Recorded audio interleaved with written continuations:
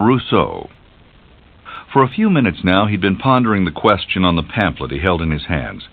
The question was, has the revival of the arts and sciences done more to corrupt or purify morals?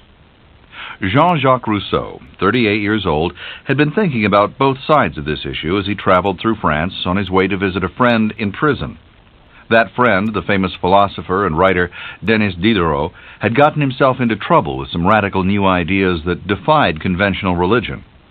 The year was 1750. It was a time when most new ideas, whether religious, political, or philosophical, could land a man in jail, in exile, or even worse. The question about the effect of arts and sciences that Rousseau pondered that day was an essay competition being held by the Academy of Dijon. Rousseau thought he might like to enter, but of course he would first have to come up with an answer to the question, and there were so many different ways to look at the subject. While thinking about it, suddenly he began to feel strange, as if taken over by a force of some kind. Then, like a lightning bolt, he had a sudden revelation of the answer to the question. As the answer came to him, that science and art had corrupted humankind, and why, he found he could barely breathe. While he was still panting and struggling for breath, his legs went weak, and he found he could no longer walk or even stand. Rousseau collapsed under a tree, feeling as if all his life energy had been drained from him. Then he began to weep. The weeping became uncontrollable. He didn't know why he wept. He only knew he couldn't stop it.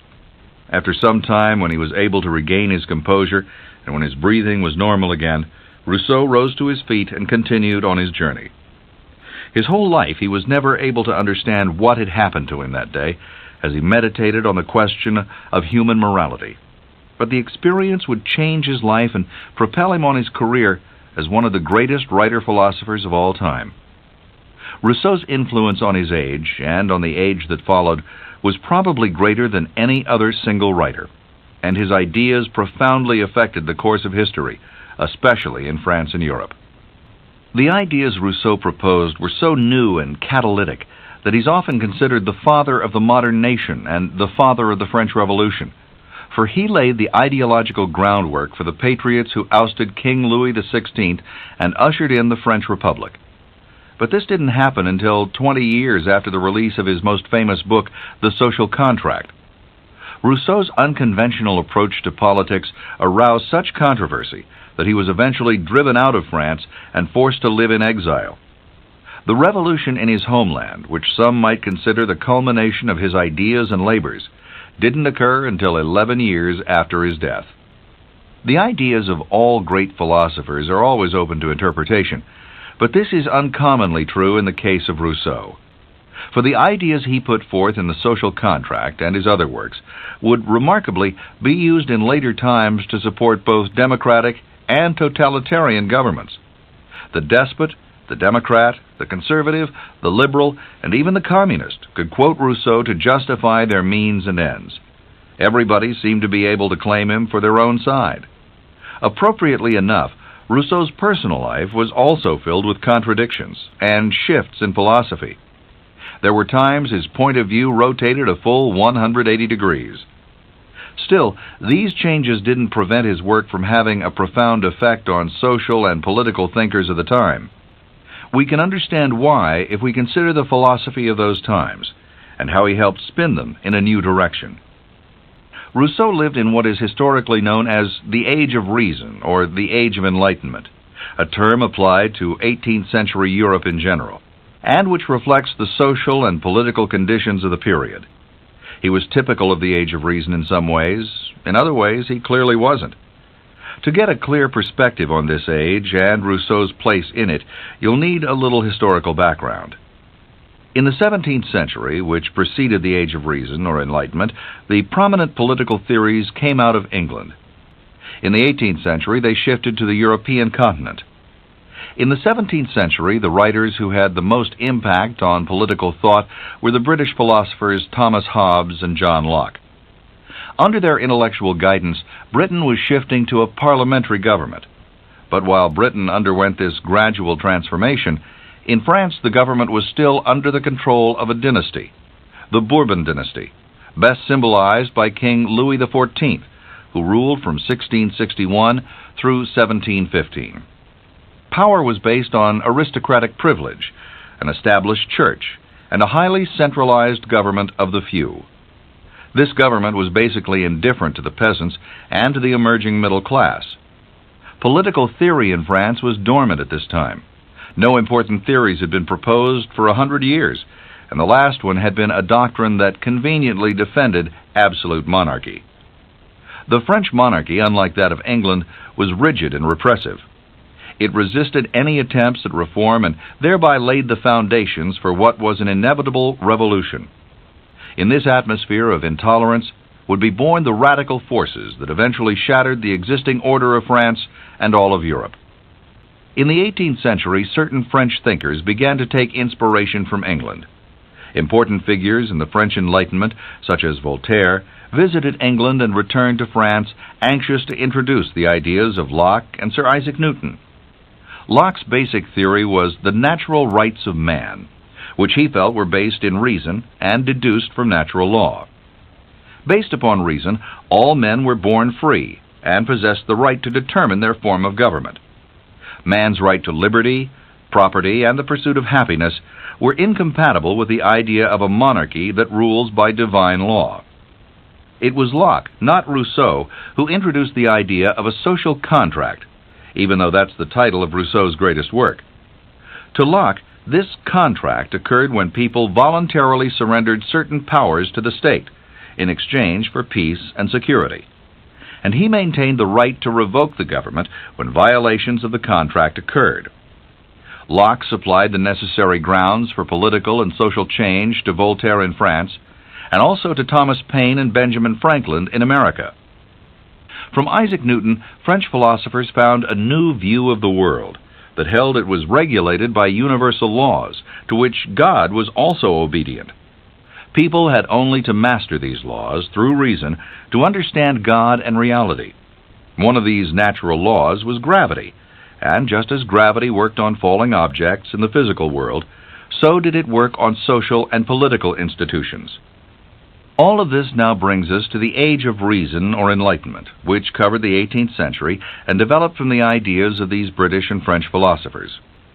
In summary, this age was marked by a new attitude that sought to free philosophy and religion from the superstitions and traditions of the past by the use of reason and science as the foundation of all belief and behavior.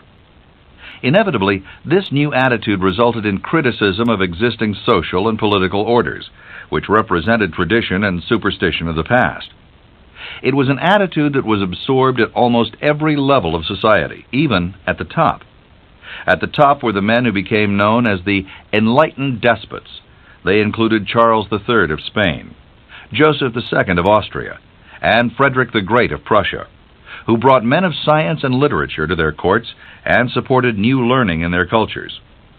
They made attempts to rule by reason rather than divine right, and accepted some criticism of the existing political order, but in the long run, they put little effort into real reform. Meanwhile, there emerged in the upper middle class of Europe a group of writers, philosophers, scientists, and statesmen who took on the views of the Age of Reason and engaged in active criticism of their political and social systems. The most impressive of these were Voltaire, Diderot, and Rousseau. They introduced a more rational approach to European society than had been seen in any previous age. The most important ideas behind this movement were the following. 1. A belief in God based upon reason and nature. Religion had to be made sensible and rational. Revelations, miracles, and other Christian dogma had to be re-examined. It was the laws of Newton and of science and nature, and not biblical scripture, that would lead to an understanding of God. 2. A return to classical thought and the principles of Greek and Roman literature, particularly Aristotle. These principles focused on form, structure, discipline, and emotional restraint.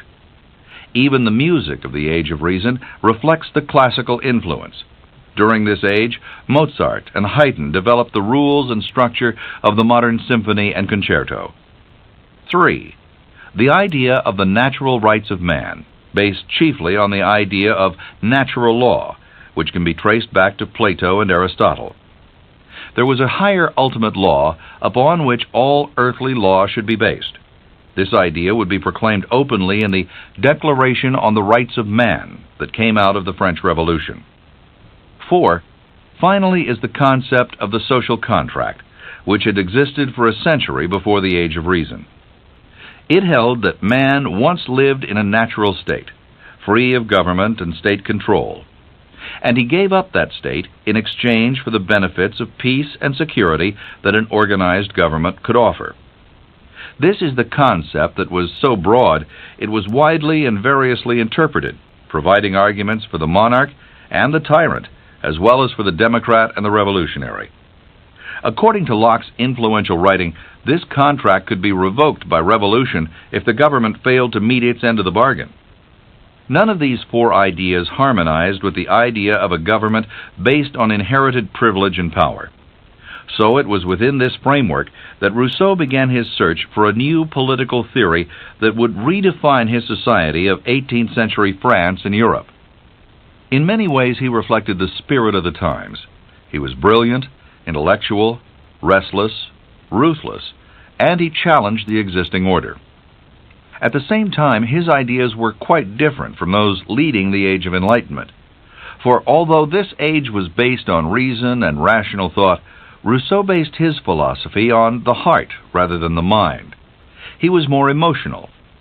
This is why the next age, which he introduced, is called Romanticism.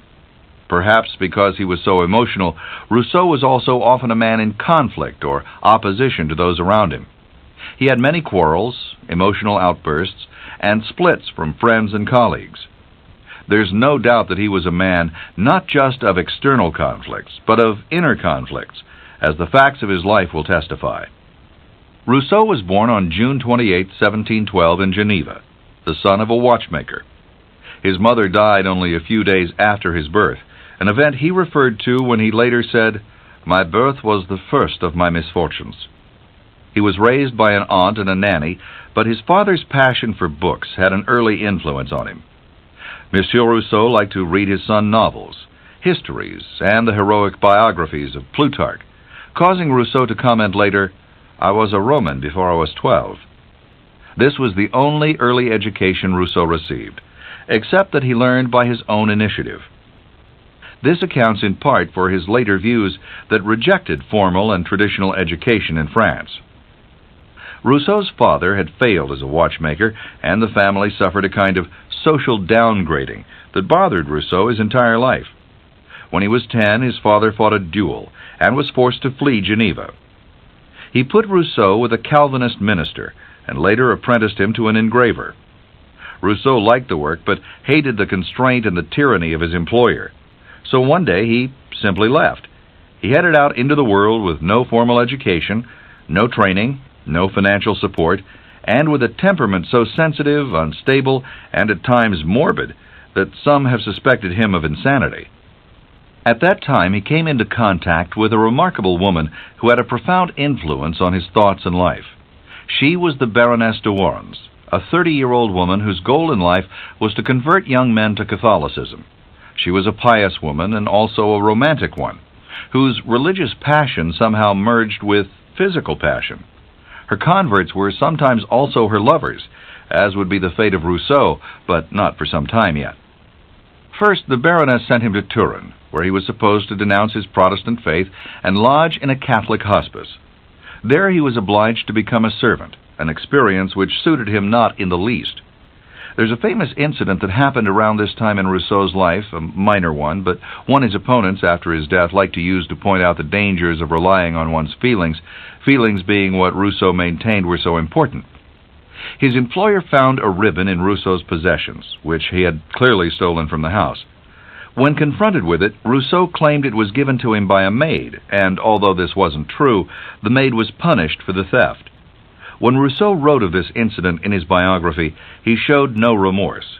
He simply said instead that the maid's name had been the first to come to his mind, because he had so much affection for her. His excuse for lying was therefore that it hadn't been done with malice.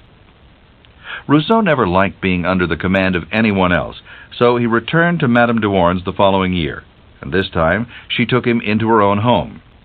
She arranged for him to have music lessons, a rather important event in his life since it later became his chief means of support. He worked as a music copyist and music teacher. For years, Rousseau was unable to decide between a career in music or literature. Madame de Warens also gave him access to her enormous library of books and introduced him to the genteel, sophisticated life of the French aristocracy. Rousseau would periodically wander off in search of work or identity, but he always returned to Madame de Warens. In his travels through France, he saw firsthand the self-indulgence and decadence associated with the upper class. When he was 20, Rousseau and Madame de Warens began a love affair that lasted 6 years and ended when Rousseau discovered she'd taken another lover. During that time, he considered entering the priesthood or taking up a career as a choir master. He left the de Warens' house when the affair ended and shortly after decided to pursue a career in writing, a decision which prompted his move to Paris. While he tried to figure out what to write and how to write it, he supported himself with music copying and music lessons. When that failed to bring in a sufficient income, he became private secretary to yet another benefactress, Madame Dupin, wife of a rich farmer. Through her contacts, he secured, in 1741, a job as secretary to the French ambassador in Venice. It was here that he was first introduced to the practical problems of government and politics. But once again, Rousseau found it impossible to work under another's authority and felt exploited. He also disliked Venice, which he felt lacked nature, although he did develop a passion for opera there. More importantly, his observations of the Republican city-state of Venice, which he found inferior to that of Geneva, prompted him to start writing what he himself regarded as his most important book, Institutions Politiques. After Venice, Rousseau ventured back to Paris, where he established an important friendship with Denis Diderot, a leading proponent of the doctrine of reason. In Paris, Rousseau first made his mark on the world of music.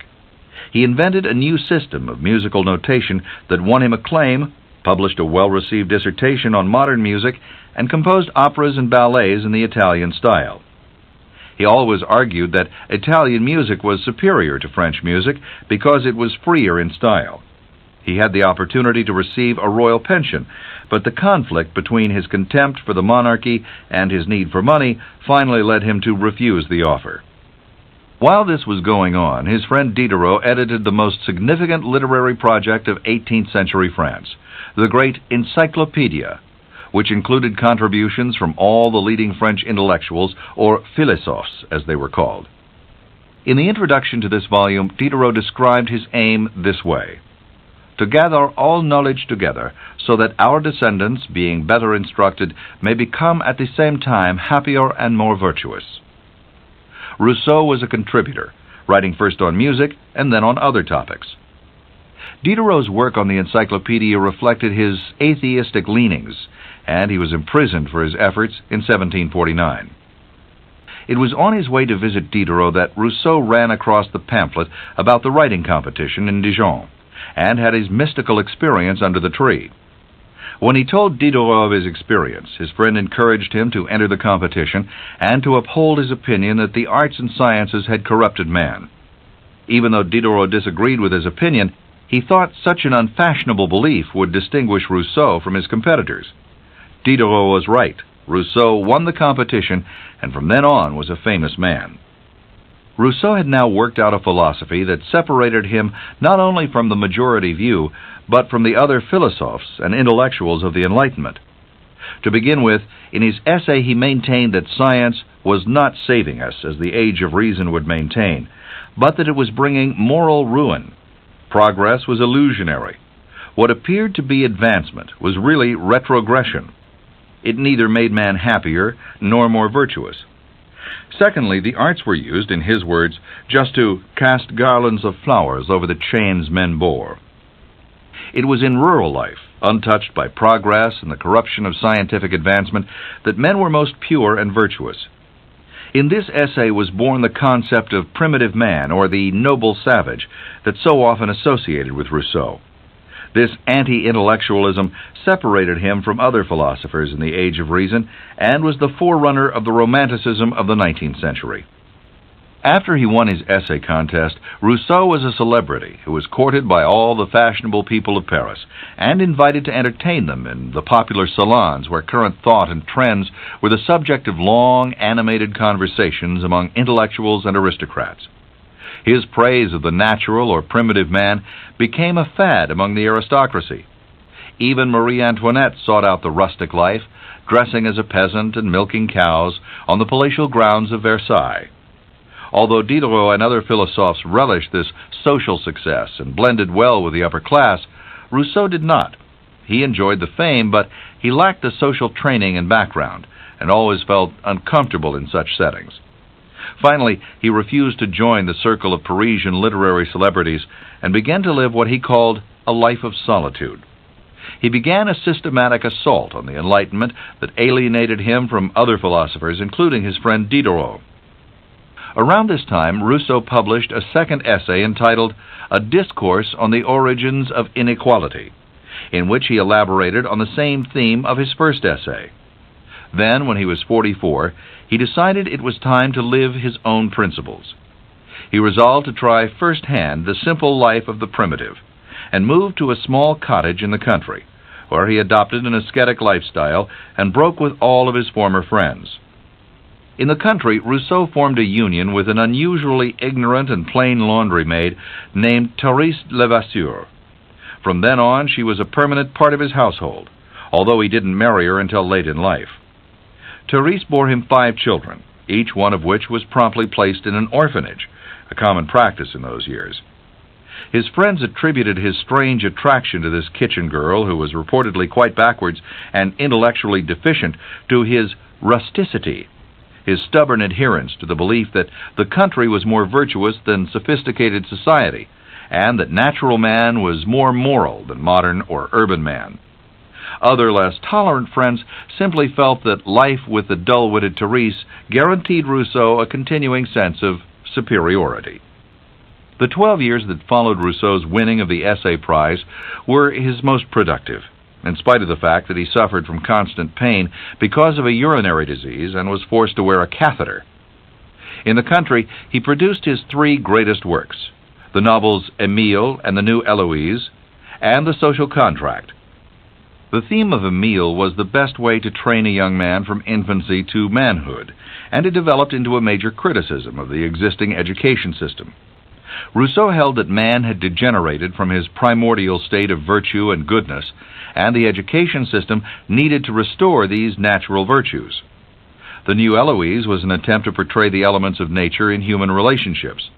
Natural man and woman, unburdened by the artificial restraints of civilization, were superior in love, life, and morality to the organized society with its sophistication and decadence.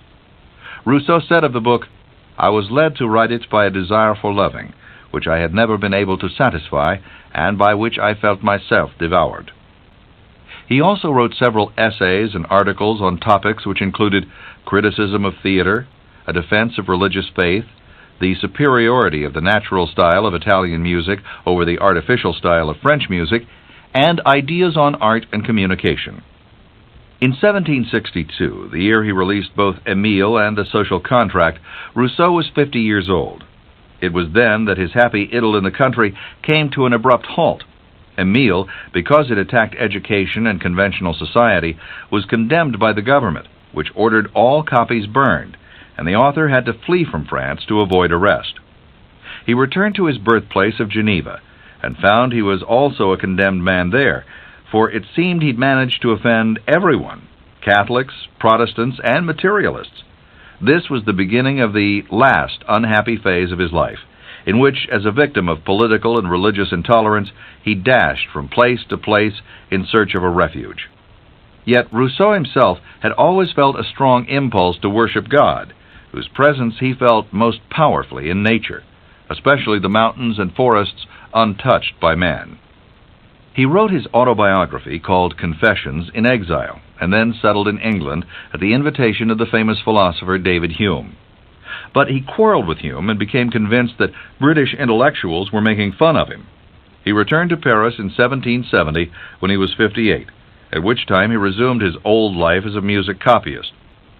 The remaining years were uneventful, but filled with inner turmoil. Always emotional and temperamental, now Rousseau became a paranoid, convinced everyone, including his friends, were criticizing and trying to sabotage him. He married Therese after 25 years of cohabitation and retired to a life of self-doubt and personal torment. He felt society had turned its back on him, and he suffered from a sense of personal inadequacy.